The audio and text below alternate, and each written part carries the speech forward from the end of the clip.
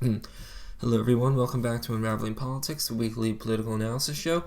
If you were here last week, and why wouldn't you be, you might remember at the end of last episode I said we were going to cover the Trump administration's first year in office, and unfortunately we're not going to do that. We have a few things that we need to cover instead, so we're going to delay that until next week or maybe later. The reason for that is we've had some major news over the week, and I don't think I want to wait any longer. So we had the Nicolas Maduro capture, the president of Venezuela. I already covered that in last week's episode. This week we had the alleged murder of Renee Nicole Good, and I say allegedly because we don't know if it was a murder until it has been proven in a court of law. There is a video online I'm not going to play here, it's not that hard to find, but I'll just say that in Minneapolis, it was a mile away from where George Floyd was killed. A woman who was a 37-year-old U.S. citizen was killed by an ICE agent and was shot in her vehicle Wednesday morning. ICE reports that she was trying to weaponize her vehicle to run over an ICE agent, according to Homeland Security Secretary Kristi Noem. And the state and local officials dispute these claims. So I'll provide my thoughts, which I usually do that, but I don't feel particularly strong about this either way, and I'll explain why. First, Renee should not have driven away. You never do that to law enforcement. However, DHS employees are prohibited from firing into vehicles. They're required to run. And I think that's a little stupid, but that's the rule. Kristi Noem said that the ICE agent followed their training. However, that doesn't seem to be the case. The Justice Department has blocked state and local officials from looking into it, and which has made it even more suspicious. And at the same time, we have seen this movie before. Usually it is a black man who has committed a crime. They usually run away or threaten to kill police, and the police react in kind, and then it becomes a national story. So naturally, I was deeply skeptical when the story came to light because our media has lied so many times about this. Michael Brown, Kyle Rittenhouse, Daunte Wright, George Floyd, and so many more. It also comes at a convenient time for the Minnesota governor, Tim Walz, who has been completely consumed by the Somali fraud scandal, where Somalis have been accused of stealing hundreds of millions of dollars from taxpayers in the state of Minnesota. That's a story for another time. You can find that all over right-wing media, and I don't think that needs to be covered here. So naturally, I was thinking this is awfully convenient for the governor. This lady was blocking the road for several minutes while her wife was filming, and then when an officer tells her to leave and then get out of the vehicle, she refuses, and then she drives away. As you can see, one of the officers has to move out of the way a little bit to prevent being hit. In fact, he was bumped. So this is a clear incident where ICE were in the right here. Some have blamed the lack of training for ICE agents, and that's something I thought about as well, but this officer has been on the force for a long time, almost 10 years, so that's irrelevant. Also, you have to give the benefit of the doubt to police officers because they are in high-stress situations that most people, like you and I, are not in day to day. The officer, I think, acted as well as you can expect. The weapon was not taken off the holster until after the vehicle was moving. The only thing that gives me pause here is what shooting Renee would have done to stop the car from moving. Maybe she could have gone into reverse and ran them over that way. That's kind of what I was thinking, but I guess we're deep into speculation. But I can't see how any jury would convict this officer. So that's what I think happened, and I want to move on to what may happen. So after this incident occurred, protests broke out across the country, specifically in Minneapolis. I was thinking that the evening of this killing may be like the George Floyd incident of 2020. There could have been a potential to spark national protests, but because there's been a lot of built-in tension regarding ICE over the last year, even though deportations were higher under Biden. And I truly believe, though, that the left has blown up this story, but that's another story for another time. However, I think there's usually a season for rioting where it usually happens. So when protests calls and turn into riots, and some call it riot season, and it usually happens during the summer. There's the heat, people are less busy, there's some malaise, and then there's boredom. However, it's January and temperatures are in Minneapolis were around 0 degrees Celsius or 32 degrees Fahrenheit, and that's not really conducive to weather to be rioting in the streets. There was a clash, though, of protesters and federal agents in the Twin Cities late last week, and this is where, if it expands any further, I lose any remaining sympathy. Once protests turn violent, then I usually have to side with law enforcement. For example, they had to use tear gas on protesters that had turned into rioters. So there was a little bit of rioting. We'll have to see if it spreads across the country. We'll know more next week.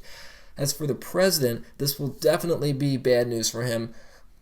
YouGov conducted a poll on January 7th, which I believe was the day either of the killing or the day after the killing, and 52% of Americans slightly or strongly disapproved of ICE. If you break it down, the people who are more likely to support ICE are older, whiter, and more Republican, and those who disapprove tend to be more minority, younger, and more liberal. No surprise there. Even 44% of independents strongly disapproved of ICE, which is quite high considering only 15% strongly approved. YouGov also said that 51% of Americans believe that ICE was too forceful, and just 27% believe that they were just right. I also think in our polarized world, this will not have much of an impact on the president and his political prospects. The Maduro capture probably wouldn't have boosted it because it's not a top issue for voters, and I don't think immigration is a top issue for voters either, so I don't think that's going to have too much of an impact. But if it does, it's not going to be good. And I was thinking briefly the morning of the killing that maybe because things had settled down, we had turned a page, but unfortunately that has not happened. And as a swing voter myself, I do support ICE all the way, so the polling does not actually align with my views. Usually it does, but it does not. And this has the potential to be a huge issue. I don't have a strong opinion on this, as I said already, but I know this is going to be a big problem. Most swing voters are against the president at this point, and of those who still approve, which is still about a 40% of the country, that's 2 in 5 voters, some pollsters say some less, some say more, so there is still some votes left to lose. So that's my thoughts on that, and I want to move on to 3 other announcements made by the president. 1 I like and 2 I don't, so we're going to make a bit of a crap sandwich here. So let's start with 1 that I do not, and that's an announcement to increase defense spending by 50%. And Trump would have to pass this through Congress, as always, because Congress holds the power of the purse in this country, and most countries. They did just sign the National Defense Authorization Act, which sets the budget for the year, so this would be beginning in January of 2027. And this new defense budget would go up from $900 billion to $1,500 billion, which would be $1.5 trillion. And some of Trump's ambitions, like a Golden Dome defense system and new battleship design, are going to cost billions of dollars. And there aren't really many details. The president only suggested that tariff revenues are going to pay for the shortfall, except tariff revenues were supposed to pay for the tax cuts. And even if he bypassed Congress, tariff revenues alone are not enough to fund an increase. So, will Democrats support this? Well, usually funding the military is a top bipartisan in terms of its importance. So, in normal times, I would say yes, they're going to support this. However, this administration and Democrats have been really butting heads recently, and considering the potential invasion of Greenland, which has been on the table, and we'll get to that in a little bit, I'm going to make a prediction and say Democrats will not support an increase to defense spending. At least not the whole party. The leadership might, but that would be enough to get the bill through, but the whole party will not, and I estimate the Democratic Party is going to split. Also, let me remind everybody that defense spending is not the same thing as military veteran benefits. So veteran benefits do not increase in any way at all from this. That is a separate line item. Also, the Defense Department has failed its audit several times in the last 2 years. They can't explain where all the money is going, so I'd like to know that before we give them another penny. I believe it's been 8 years since they've been able to accurately tell us where every single penny they've received has gone. And lastly, this could be bluster for our adversaries. I don't think it is, but it definitely could be. That is always a possibility. I do want to remind conservatives listening to the show, you're supposed to hate big government, and you're supposed to hate government spending. So you should be opposed to this, ideologically. Where's the outrage? Anyway, let's move on to the second announcement. I think this has a potential to be a game changer. Trump said more details are coming later in the coming weeks. For now, here's what we know. He announced a rule that he hopes to codify into law by Congress, and this would be something Republicans, I could see them potentially doing and putting some wind in their sails, not in the short term, but in the long term.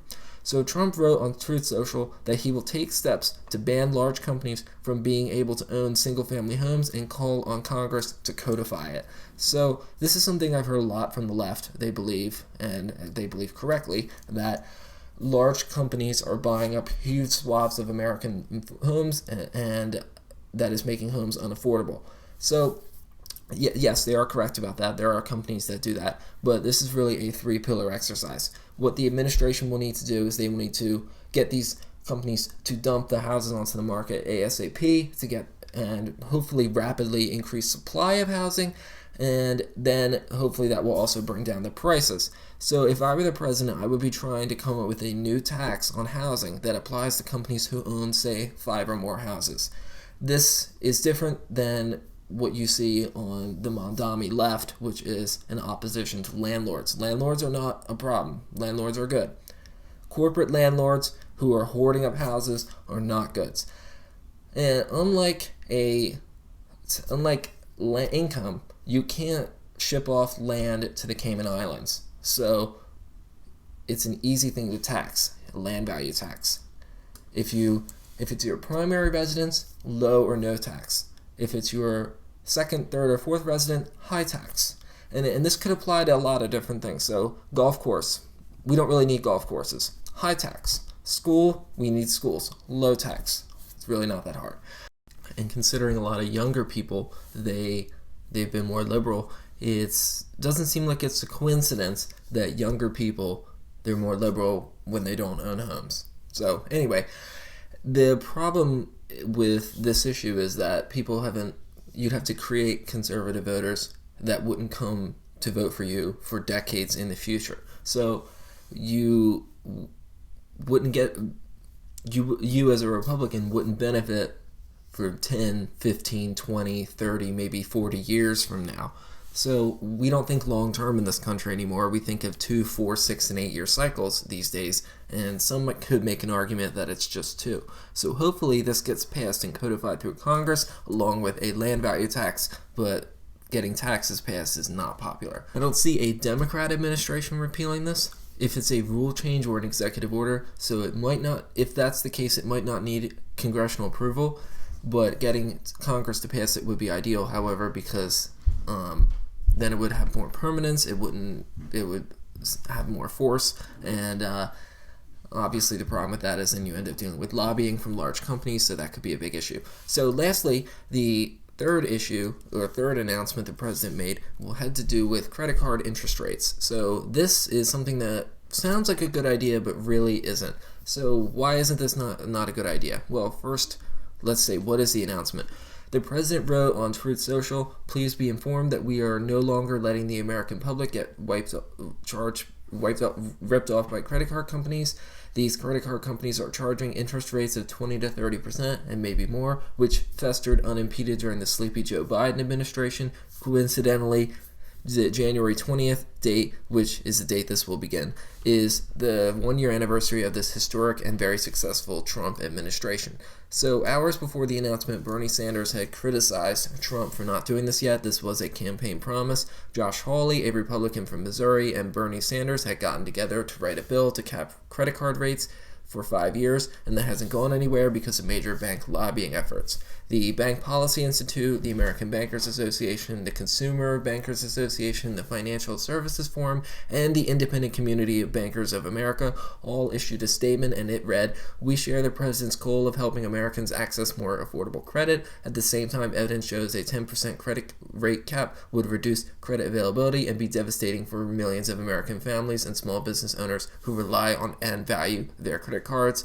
The very consumer this proposal tends to help. If enacted, this cap would only drive consumers toward less regulated, more costly alternatives. We look forward to working with the administration to ensure Americans have access to the credit that they need." Then there's the question about whether this is something the president can do unilaterally, and the answer is probably not. But we are going to have to put that aside for now. Is this a good policy? No. So why is this not a good policy? Well, for the reasons the bankers said. Say you're somebody with a 25% interest rate on your credit card. That means your credit score probably isn't very good. It might be alright, but it isn't very good. That means bankers can't trust you as much to pay back as someone with a lower rate to pay back your card. So if bankers are forced to charge you only 10%, they might decide, we're not going to give you credit at all. And if you're a poor person and you need a credit card and you can't get it, your only options are payday loans or to take a personal loan. And personal loans require a good credit score and they could take a while to obtain. And if you need to fix your car today, that isn't going to be very helpful. As for payday loans, their interest rates are 400 to 600% or more. So basically anything that's legal is better than a payday loan. The only other option would be to borrow from friends, suffer financial hardship, or turn to illegal methods. Then there's not to mention the economic impact this might have. Some people don't have credit. They will spend less, it'll harm local businesses. And then there's the fact that a lot of companies have credit cards and rely on their users for credit in that way. So in short, this is a really bad policy idea for poor people. It hurts everybody. It hurts the banks, it hurts individuals, it hurts companies, and it hurts small businesses. A 15 or 20% cap would have been probably better, but even then I still think that would have been too much. Maybe a 30% cap would have been ideal. Because if your interest rate is north of 30%, you shouldn't be having a credit card to begin with. Instead of the administration should be trying to make things cheaper. Instead of printing money like we did in the last administration, we need to be making more things that money buys. OPEC increasing oil production last year showed the wonders of this. We need to be building more houses, training more doctors, making new teachers, investing in new technologies, growing more food. That's how you make things cheaper. And unfortunately, that takes time. The housing crisis took 15 to 20 years to develop, so it will logically take 15 to 20 years to fix. We need to start thinking long-term, not short-term. So while this policy has noble intentions, it is a bad idea. So let's move on to Greenland. This will be one of our last major topics of the day. So first, for people who don't know much about Greenland, I think most people before really 2 weeks ago had never thought about Greenland, and here we are. And Greenland is a large island. It is in the North Atlantic and in the Arctic. It's home to roughly 55,000 people who are mostly of indigenous descent. They're much like the people in Alaska and northern Canada, like Nunavut and the Yukon area. There are large deposits of minerals on the island that could prove potentially valuable. And there is a lot of fresh water on the island. Lastly, as climate change has warmed the world, the Arctic has become a more increasingly competitive place for us and our adversaries like China and Russia. However, Greenland is not an independent country. That's long been a discussion of Greenlandic politics over the last few decades. It's currently a territory of Denmark. This leads into Trump's argument that we need to acquire Greenland for national security purposes, and there is some reason that he is correct. We could establish military bases, and, for example, we could better scope out what the Russians are doing in the Arctic, for example. Trump wants Greenland to join the United States. Well, how do we make this happen? How does he make this happen? The first step is probably going to be independence. This is pretty plausible. They could hold a referendum, and then they could have a negotiation to leave. That negotiation would need to happen between the capital, Nuuk, and Copenhagen in Denmark. And in 2025, an opinion poll found 56% of Greenlanders wanted to be their own country. So that might not be too hard.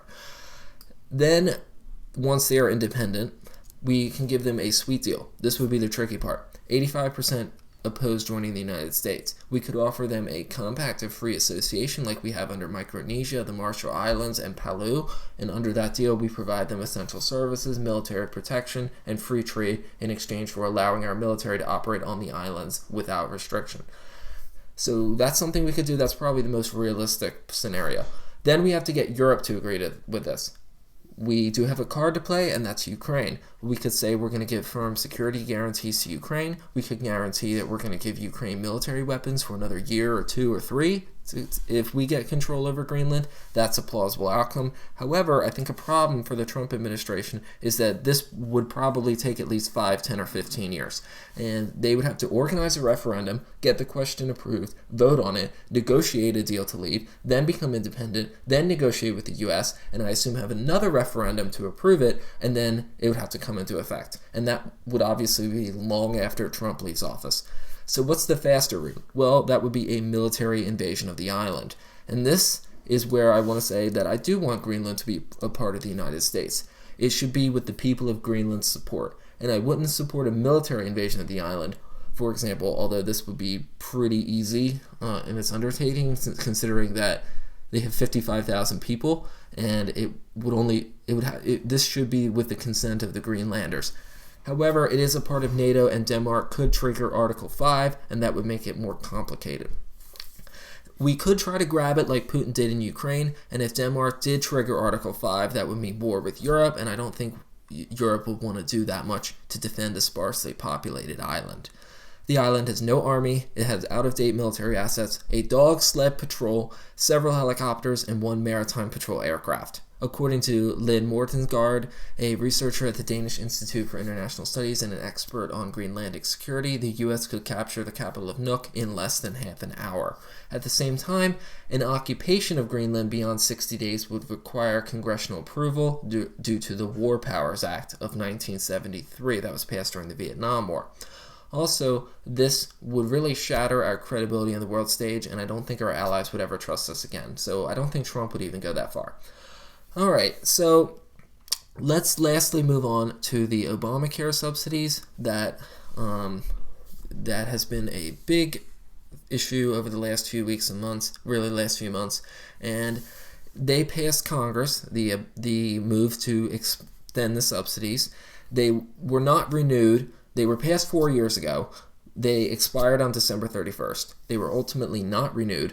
But as I said, the House of Representatives passed a bill to extend the subsidies for an additional 3 years, and it passed 230 to 196, and 17 Republicans rebelled against their leadership. And it now goes into the Senate, where it is almost certainly doomed in its current form. Then there's a possibility the Senate makes revisions and sends it back to the House, but then President Trump would have to sign it off, and that remains unclear at the moment. And one of the big things that remains as a sticking point is the Hyde Amendment, which restricts federal funding for abortion, and that could be a problem. Democrats support federal funding for abortion, Republicans do not. And as someone against abortion, I know I do not. And I think they should leave it out in order to get this passed. Ultimately, compromise is important in a political situation. I'm not entirely sure if it was left in. I'm going to guess that it probably was, considering this was a Democratic bill. Ultimately, we need to compromise, and if Democrats can get everything they want, or nearly everything they want, without funding abortion, then they should take it and run with it. However, we are fast approaching the midterm elections, and the willingness of lawmakers to compromise is only going to diminish. In fact, Republican leadership has said they expect no major bills to pass this year because the Republican Party is so internally divided and can only afford to lose 2 votes and still pass their bills. Speaking of Republican leadership, there are still rumors about changing leader, and I think if they are going to change leader, they need to do that ASAP. So when are they going to do it? Well, it would seem that now would be the time to do it, January, February, because there's a government shutdown coming up. I think if they're going to do it, they are definitely running out of time. They would have to do it by summer. They cannot go into fall and then the election and then change leader right before the election. That would look completely chaotic and divided. So my guess would be the deadline to remove Speaker Johnson would be this summer, before the summer recess, and that would be on July 23rd. And that is the last day before their annual August recess. I predicted a long time ago Johnson would fall. I've stood by that prediction, and unless we see some momentum, it looked like there was a little bit of momentum a month or 2 ago, but unless we see some momentum soon, then I'm going to have to abandon it, and it is very possible he will survive until January, when ultimately his party loses the majority. Alright, so that is it for now. Thanks for tuning in. Next week we're going to cover the first year of the Trump administration, unless things blow up again. So thanks for tuning in as always, and please let me know your thoughts in the comments below. Bye-bye.